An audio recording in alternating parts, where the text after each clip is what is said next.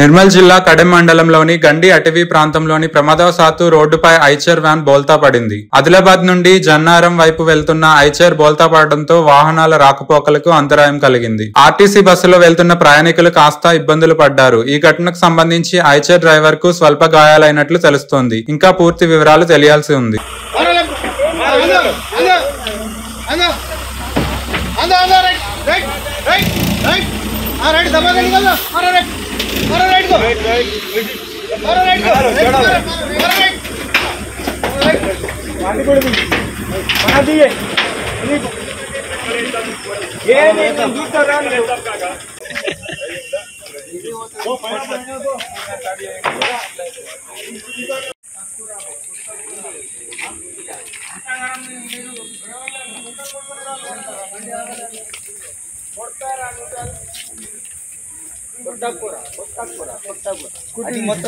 మొత్తం రోడ్ మొత్తం దిగిందే బండి చూడు అది కనిపిస్తుందా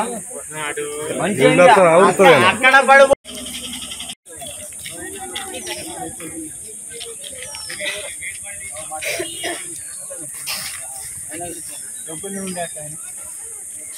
వండుకొని